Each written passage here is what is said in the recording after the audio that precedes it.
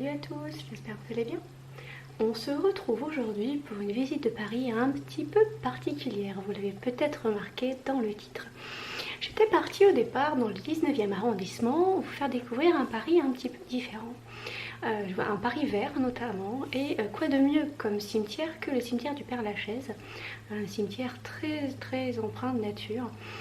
Donc j'étais moi-même personnellement partie découvrir ce cimetière que je ne connaissais pas, j'ai été charmée par le lieu, mais il m'est arrivé des aventures un petit peu particulières, je vais vous en faire part dans cette vidéo.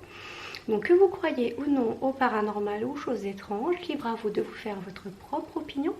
Je vous mets juste ce qui m'est arrivé, voilà, c'est une interprétation personnelle.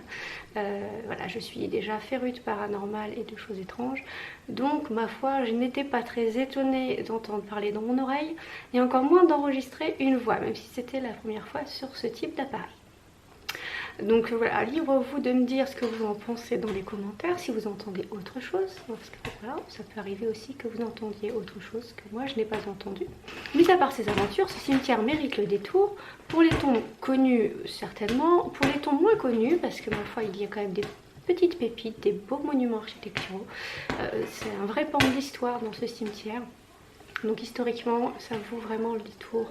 Si vous y passez vraiment, passez-y la journée. Moi, je suis restée une petite heure, ce n'était pas suffisant. Donc j'y retournerai. Voilà, n'hésitez pas à me dire dans les commentaires ce que vous en pensez. Ce cimetière porte le nom d'un père jésuite du XVIIe siècle, également confesseur du roi Louis XIV. Ce monsieur d'Aix de la Chaise, d'ailleurs, n'est même pas enterré dans ce cimetière. Il s'agit du cimetière le plus important de la région, avec 44 hectares. Il a été assez longtemps boudé et il a dû son succès au transfert d'illustres personnages comme Molière ou La Fontaine, dont on doute d'ailleurs qu'ils soient dans leur cercueil. En 1780, là où actuellement se situe les Halles, était le cimetière des Innocents. Il faut savoir que la plupart des corps ont été transférés dans les catacombes de Paris. Tour au Père-Lachaise pour voir les tombes de Apollinaire, Proust et Piaf, si on les trouve. Qu'est-ce que c'est beau! Le columbarium là, il est impressionnant. Il y en a partout. C'est démentiel.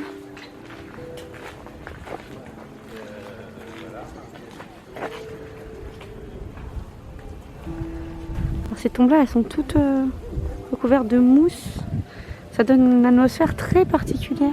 Ça fait vraiment cimetière hyper ancien en fait. J'ai pas de quand date 1920, 1900, elle est plus récente, mais ça fait vraiment ancien en fait. Une tombe très originale, Michel Legrand, compositeur, et Macha Merrill, comédienne.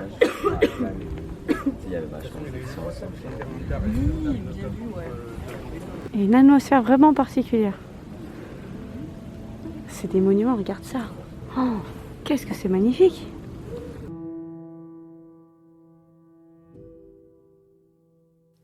Et en 1780, il y a eu un effondrement d'un mur et le déversement des cadavres et les odeurs qui allaient avec.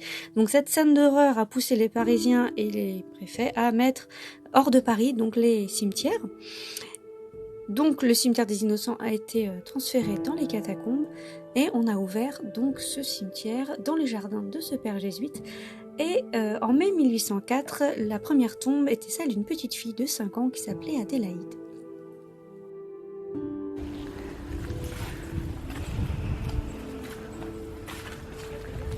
Pour le coup, c'est du Paris très calme. Pour le coup, on voulait du Paris calme et reposant. On a du Paris calme et reposant.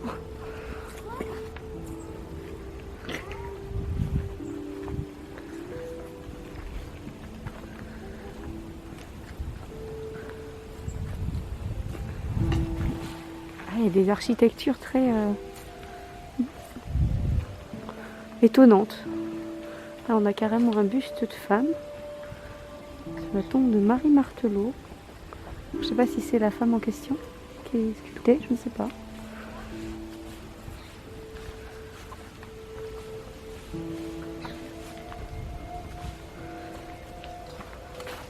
Il y a des tombes très vieilles.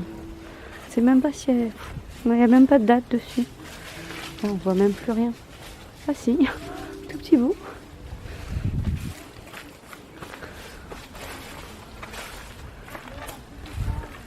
Jean Lafitte. Ça devait être quelqu'un de connu visiblement, mais un masque mortuaire sur la tombe. Alors, c'est un peu glauque, mais c'était une grande mode au 19e siècle. Faire un masque mortuaire du défunt. Et là, ils l'ont carrément mis sur la tombe en fait. Alors, il n'y a pas de nom, c'est pas qui est. Alors, j'adore ce cimetière. Il est hyper arboré et il est d'un calme. C'est impressionnant. Là, on a une chapelle, une sépulture. J'arrive pas à lire le mot. Grapho. Je sais pas quoi. C'est superbe. Je sais pas combien de personnes sont enterrées là-dedans, mais.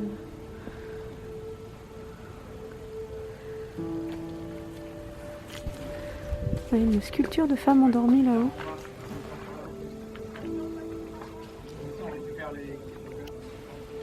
Avec des sculptures, c'est quelque chose de... Ouais.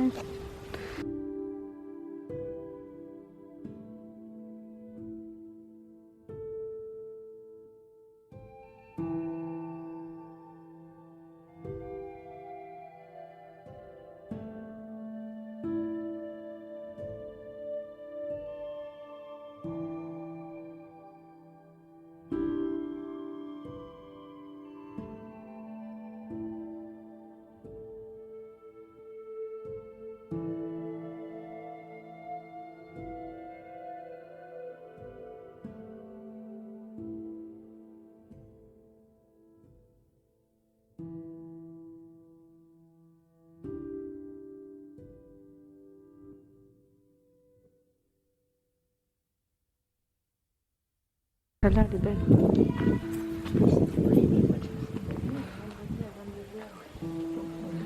Alors là, on voit même plus qui repose en fait. Et là, on a une sculpture, on dirait la flèche d'une cathédrale. J'ai essayé de m'approcher. Waouh! J'arrive pas à lire le nom. Mais Elisabeth Stringcoulson.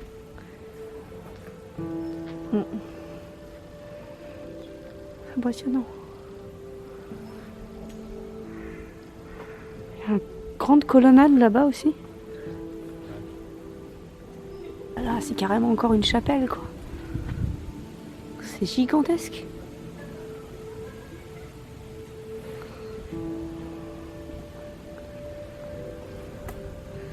Bon, alors s'il y a des défunts qui veulent parler dans ma caméra, ils ont le droit. Hein. J'enregistre, donc plutôt que de me parler à mon oreille, là, parce qu'il y a une femme qui m'a parlé dans l'oreille, vous avez le droit de parler dans ma caméra. Salut le corbeau. Il y a un micro sur la caméra, vous avez le droit de parler dedans. Ah, il n'est pas resté dans l'histoire, mais ma foi, elle a un beau mausolée, quoi. Une sculpture là-bas, elle m'intrigue. En fait, t'es attiré par certains trucs, tu sais pas trop pourquoi.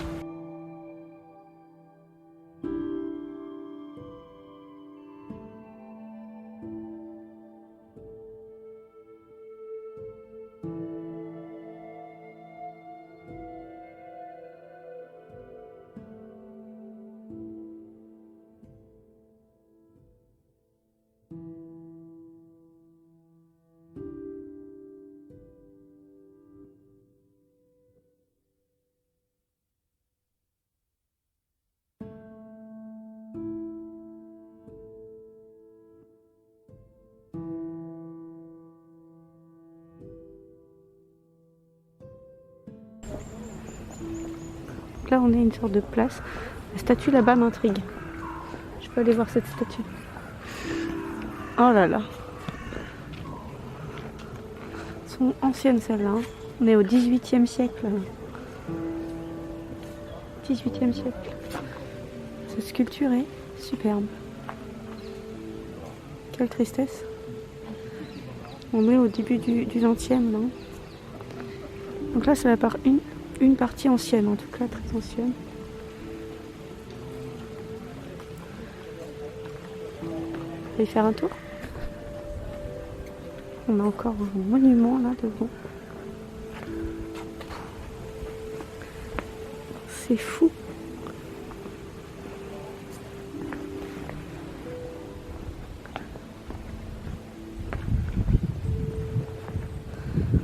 Je sais pas qui est là-dedans, mais la famille de Plaisance.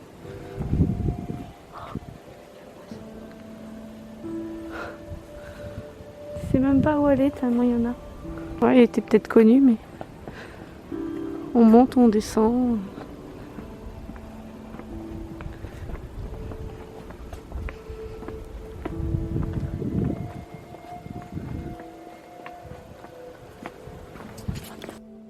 Pour être totalement dépaysé dans un Paris romantique du 19e siècle, le cimetière est totalement idéal. Bon, romantisme du 19e siècle, je m'entends. Mais le romantisme à la Lamartine, quoi. On est sur une partie très ancienne. Avec une très jolie sculpture là, de femmes.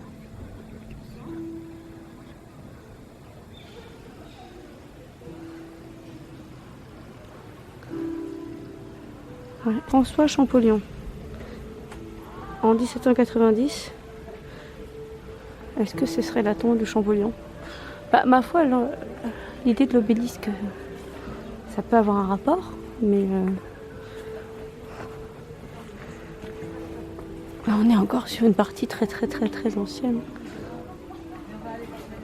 Là, on a des gens de 1793, 1800.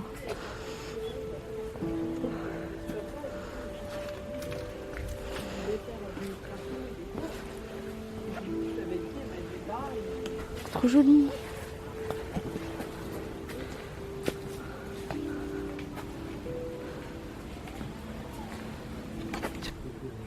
Ici reposent les gendres d'Élisabeth de Demidoff, baronne de Strogonoff. Alors c'est fou parce que c'est des gens qui historiquement je connais absolument pas. Mais ils devaient être super importants vu leur mausolée quand même. Ah, c'est le prix du truc à mon avis. Alors c'est drôle parce qu'il y a des choses sculptées là. Il y a, on dirait des loutres. Il y a des loutres et des panneaux. Je sais pas trop pourquoi. Il y a des écussons là. Alors je suis pas une nouille en histoire, hein. Mais alors qui sont ces gens? J'ai l'impression de connaître personne quoi. Pour le coup. C'est impressionnant, hein. Amiral Bruat, gouvernant des enfants de France.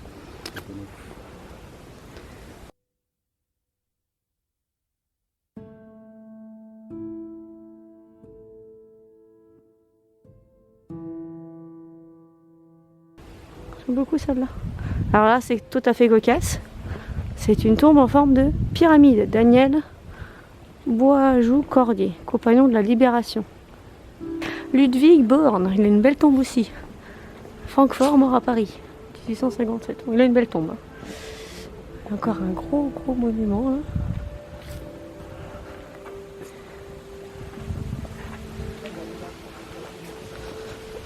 Oh là, ça c'est beau.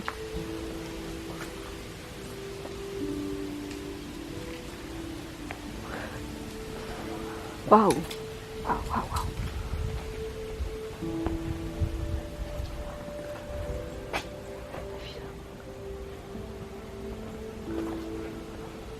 Au général Foy. C'est qui le général Foy? Je suis désolée, je suis l'impression d'être nouille en histoire quoi. Je connais pas ces gens.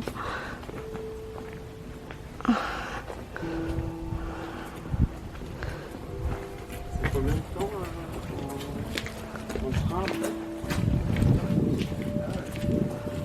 Oh là là.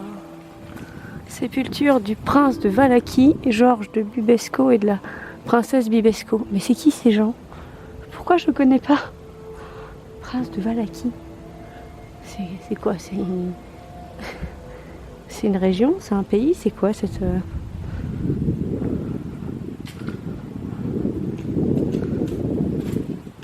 Oh, c'est superbe.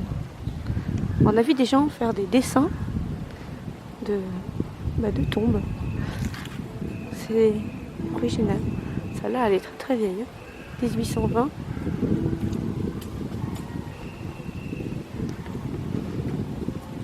On a l'impression qu'il y a un carnaval à côté. Ça fait contraste en fait entre la quiétude du cimetière et le carnaval à côté. C'est drôle. Waouh! C'est qui ça?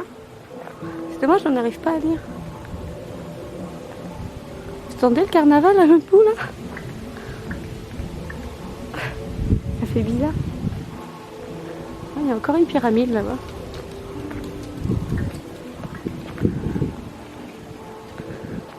Oh là là. Comte de Ribes. Il y a un beau tombeau aussi celui-là.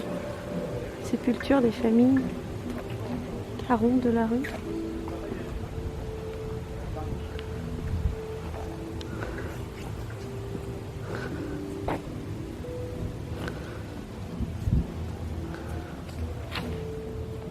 Général Gobert. Apparemment, il y a un lien avec l'Égypte. Est-ce que c'est un soldat de Napoléon? Je ne sais pas. Hein. S'il y en a qui savent. Hein.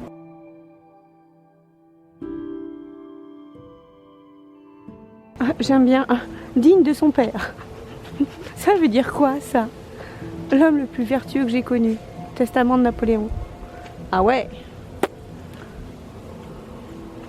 Vous êtes un mec bien alors. Mort à la guerre, mais ça doit être un homme bien.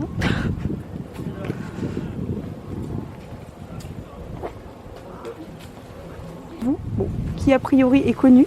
Personnellement, il ne dit rien. Mais apparemment, il est connu.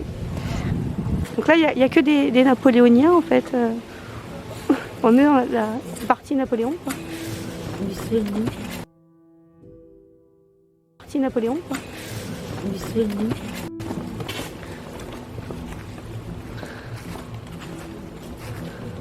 Oh là là là là. Ça fait très Panthéon quand même. Aïe aïe aïe. Regardez-moi ça. Le fèvre.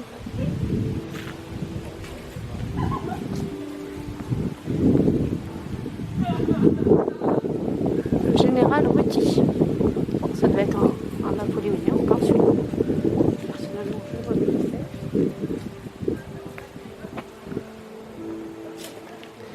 Alors là, on a la mémoire de Joachim Murat. Lui, je connais. Maréchal de France. Et à la mémoire de Caroline Marie Bonaparte, sœur de Napoléon. Là, par contre, je connais. On a une sculpture là-bas.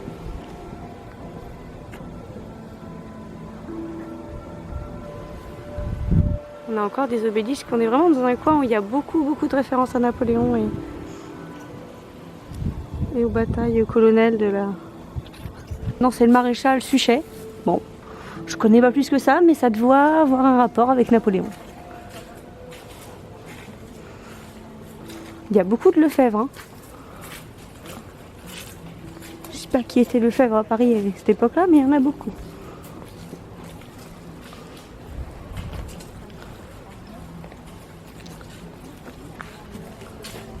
Il y a encore une pyramide là. C'est vraiment le seul cimetière où tu vois des pyramides en forme de tombe quoi. Extraordinaire, ou des temples ou typiquement napoléonien hein, ce type de tombeau. On ferait plus ça aujourd'hui. Hein.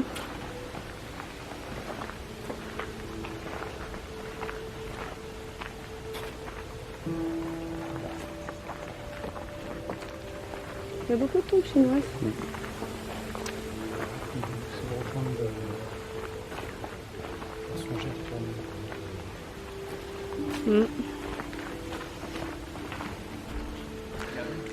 Un petit berger avec ses moutons, tout sculpté.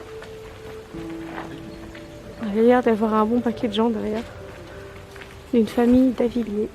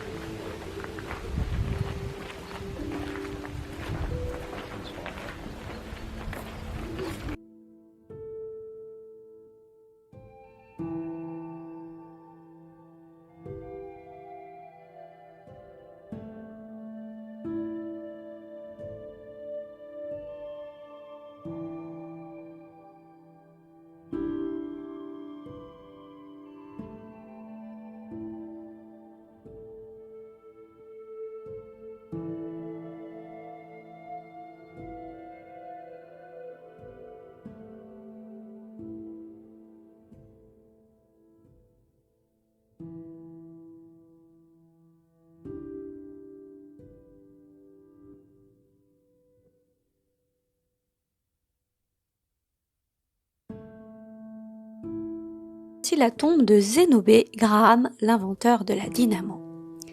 Tinius, un caricaturiste du XXe siècle.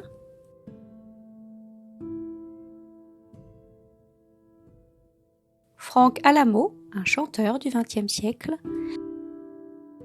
Guillaume Apollinaire, un célèbre poète du début du XXe siècle, mort en 1918. Honoré de Balzac, un écrivain du début du XIXe. Gilbert Bécaud, un chanteur du XXe siècle. Frédéric Chopin, compositeur du début du XIXe siècle. Georges Courteline, un romancier du XIXe siècle. Eugène Delacroix, célèbre peintre du début du XIXe. Édith Piaf, célèbre chanteuse du début du XXe siècle. Félix Faure, un ancien président de la République de la fin du XIXe siècle. Théodore Géricault, un peintre du début du XIXe siècle. Jean de La Fontaine, un poète du XVIIe siècle. Yves Montand et Simone Signoret, respectivement chanteurs et actrices du XXe siècle. Marie Trintignant, une actrice du XXe siècle. Molière, célèbre écrivain et comédien du XVIIe siècle. Jim Morrison, chanteur du XXe siècle. Georges Moustaki, auteur, compositeur et interprète du XXe siècle. Alfred de Musset, poète du XIXe siècle. Oscar Wilde, célèbre écrivain du XIXe siècle. Pissarro, peintre du XIXe siècle. Marcel Proust, écrivain du XIXe siècle. Henri Salvador, chanteur du XXe siècle. Maurice Ravel, compositeur du XIXe siècle. Jacques Higelin, auteur, compositeur et interprète du XXe siècle. On a trouvé la tombe de Sylvie Joly, une actrice du XXe siècle. Alors, elle est morte il n'y a pas très longtemps, en 2015. C'est pas si lointain. J'espère que cette petite vidéo qui sort un petit peu de l'ordinaire sur ma chaîne vous aura plu. N'hésitez pas à me laisser des commentaires, j'y répondrai. Et puis je vous dis à très bientôt pour une prochaine vidéo. Ciao!